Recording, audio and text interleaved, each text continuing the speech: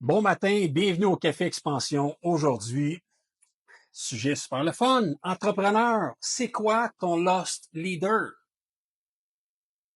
Est-ce qu'il y en a qui savent pas c'est quoi un lost leader? On va regarder ça ensemble aujourd'hui. Je suis Patrick de l'Académie Expansion, puis bienvenue dans ce nouvel épisode, en fait, qui va te challenger. Aujourd'hui, on parle d'un concept qui est puissant, le lost leader. Puis, ce produit-là, en fait, le produit que tu offres, OK, c'est un petit produit que tu vas offrir, en fait, pour, si on veut aller chercher une clientèle supplémentaire, c'est une perte que tu assumes pour attirer le monde. Tu vas assumer cette perte-là pour attirer les gens. Je reformule. Parce qu'à matin, on dirait que j'ai de la misère. Alors, on recommence. Hein? Je ne sais pas si je suis tout à fait réveillé, mais c'est pas grave. Puis, parfois, on peut perdre plus qu'on gagne. Faut faire attention avec ça. On va regarder certains principes. On va regarder comment faire un bon lost leader. On va regarder aussi quelques exemples. Et on fait ça dans quelques instants. Allez vous chercher un café. Let's go.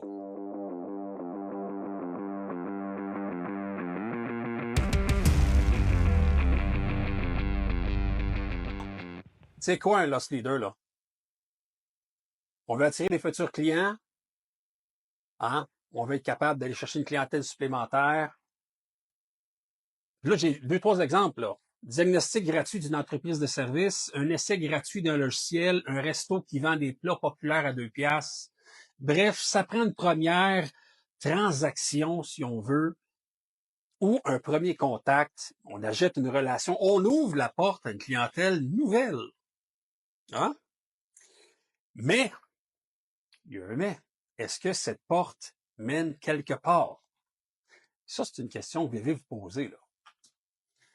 C'est bien le fun de faire ça. C'est bien le fun, hein, mettre tout ça en place. Mais est-ce que ça convertit? Est-ce qu'au bout de la ligne, votre lost leader convertit quelque part? Donc, on va en parler un petit peu de la conversion.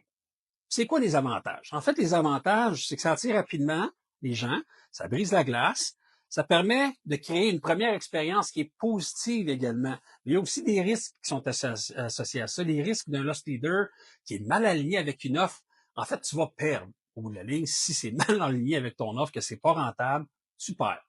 Si tu attires des mauvais clients, des chasseurs de gratuité, là, tu perds. Si tu sais pas comment convertir par la suite, tu perds. Hein? Un lost leader doit être stratégique, pas émotionnel. Il ne faut pas que ça soit sur l'émotion, il faut que ça soit sur la stratégie. Il faut qu'on donne quelque chose pour faire en sorte que stratégiquement, ces gens-là viennent consommer plus, achètent un forfait supplémentaire. Puis, je vais vous en donner un vrai exemple tantôt. Là, on va parler de Luc Poirier là, et de son lost leader extraordinaire qui a changé sa vie. Puis, si c'était pas de ça, peut-être qu'il continuerait encore à vendre des cartes d'hockey, là. Je l'aime bien, M. Poirier, d'ailleurs. Rien contre lui. Euh, comment bien utiliser ton entreprise, en fait? Comment l'utiliser comme il faut dans ton entreprise, ton lost leader? Ben, tu as des règles d'or à suivre. Les règles d'or, il y en a 3. Premièrement, on va cibler un héritant chez ton client idéal. 2, on va préparer le terrain, hein, pour ton offre principale. Puis numéro 3, on est assez engageant pour filtrer les touristes. On veut pas de touristes. On ne veut pas de touristes dans notre commerce. On veut des gens qui vont acheter. Hein, on veut des gens qui vont consommer, des gens qui vont voir une vraie valeur. Tu sais, les wearers, là, les touristes, là, qui restent chez eux, on n'en veut pas. On n'en veut pas. Exemple concret. Tu offres une session stratégique gratuite pour entrepreneurs pendant 30 minutes. Tu identifies des blocages, admettons. Tu apportes de la valeur, puis tu proposes ton programme de croissance personnalisé. C'est un peu ça qu'on fait ici. Hein? On a un programme, accélération, croissance, PME, mais on donne de la valeur, on identifie des bloquants importants et sérieux sur les entrepreneurs qui sont à 1 million, 2, 5, 10 millions de chiffres d'affaires, puis qui sont bloqués pareil, qui ont mal organisé leur affaire, mal planifié leur stratégie de financement, mal organisé leurs dépenses et leurs actions pour faire en sorte que ça soit ultra rentable. Il n'est jamais trop tard pour bien faire. Puis, de l'autre côté, des petites capsules comme ça sur YouTube, des livres, des guides, des formations gratuites, de l'information qu'on donne. On en donne. On en donne du jus là pour que les gens fassent comme, ben, c'est vrai, j'ai besoin d'aide. Puis tout seul, ben, ça me tente pas, je suis tanné, j'ai pas envie, non, j'ai pas le goût, pas l'énergie. Mais ensemble, oh, hein, le faire ensemble, c'est bien plus fun. C'est plus encourageant. C'est ça l'objectif, là. Que ce soit pour nous, que ce soit pour vous. C'est la même histoire dans votre game aussi, dans votre entreprise. Il y a sûrement quelque chose. Si vous êtes un restaurant, ben, je sais pas, moi, bar à pain gratuit. Bar à pain gratuit. On arrive, on mange du pain, pain à l'ail. Let's go! Après ça, ils vont coller un dessert, ils vont coller un plat principal, une entrée, ils vont amener une gang, on va réserver, on va être 25. Et voilà. Processus. Donc, construis ton loss leader intelligemment. Voici le processus. Tu identifies ton produit et service le plus rentable. Demande-toi, est-ce que je peux offrir quelque chose de petit, d'utile, mais d'incomplet, comme le bar à pain si on veut, hein? Crée une offre rapide à livrer, mais percutante. Mesure ton taux de conversion, ajuste, optimise et teste. Très important. Donc, conclusion, en fait, l'animateur, ben, ça c'est moi, hein, puis on va discuter de ça, c'est très important. C'est quoi un loss leader? Est-ce que tu en as un? Est-ce que ça t'apporte des clients ou juste des pertes? Ça, c'est à toi de le calculer. Faut que tu fasses tes tests, faut que tu fasses tes exercices. Tu sais, donne-toi quelques semaines, là. Ça se fait pas en 2 après-midi, là, tu sais. Donne-toi du temps, dis, écoute, ben, je l'essaye pendant une semaine ou un mois, dans mon restaurant, dans mon commerce. Hein, je sais pas, moi, je suis en paysagement, puis je fais ta pelouse gratis en arrière ou en avant, hein.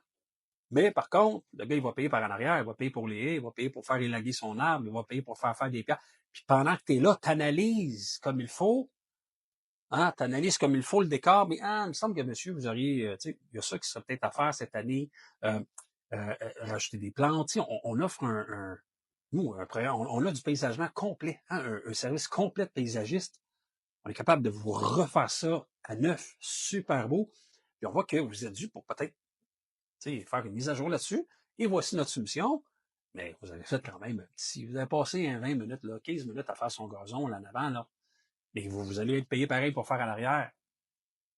Puis vous allez avoir le temps de développer une relation avec le client. Je donne un exemple de même. Là. Je ne dis pas de faire ça. Là. C'est un exemple. Tous les exemples sont bons à essayer. Puis, ou non, on ne sait pas, peut-être que ça va débloquer sur quelque chose de très intéressant pour vous. Et c'est ce qui est arrivé avec Luc Poirier. Luc Poirier qui avait un commerce informatique. Et lui, là, ça demandait, ça va pas bien mes affaires, là, ça va pas bien, on fait des ventes, mais bon, ça décolle pas. Qu'est-ce que je peux faire? Qu'est-ce que je peux faire pour faire décoller les ventes de mon magasin d'informatique? Je vends des pièces informatiques, je vends des claviers, je vends des ordinateurs, des écrans, je vends des disquettes, je vends plein d'affaires, des jeux. Mais comment je peux attirer ma clientèle? Parce que des compétiteurs, là, il y en a un et l'autre. Il y en a des compétiteurs. Il y avait Bureau en gros, Future Shop, Best Buy. Tout le monde est compétiteur, là. Puis des majors, là. Ils ont peut-être des meilleurs prix que toi, là. Eux autres, ils s'en sacent un peu, hein, les pertes. Parce qu'au bout de la ligne, quand on rentre chez eux, ben, on achète plein d'affaires. Mais si tu dis, attends une minute. Mettons que, contacte un fournisseur. Mettons que je t'achète pour 300 000 disquettes. T'achètes 300 000 disquettes. Fais-moi ton meilleur prix. Le fournisseur sort un prix. Moitié prix que la compétition. Le plus bas prix que la compétition avait, lui, était en dessous de ça. Il perdait de l'argent avec chaque disquette vendue. Parfait. Parfait. Va t'y prendre. Ben, je dis, il perdait de l'argent. Il arrivait à zéro, là. Il faisait pas une scène avec ça. Mais reste que le monde, ça descendait de partout pour venir chercher des disquettes pas chères. Parce qu'avant ça, quand tu faisais un jeu vidéo, c'était pas comme aujourd'hui, tu te plugues sur le nuage, sur Xbox, sur PS5, un peu partout. Non, un jeu, là, ça prenait 10, 15, 20 disquettes pour mettre un gros jeu dessus. Là. Fait que ça t'en prenait de la disquette pas à peu près pour avoir un jeu. Le Pac-Man, ça prenait 3 disquettes juste pour avoir ça. Là. Fait que le monde se garochait au commerce de M. Poirier pour acheter de la disquette. Mais rendu là, hey, c'est bon. Besoin d'un nouvel écran. Ah ouais, besoin d'une souris, un clavier.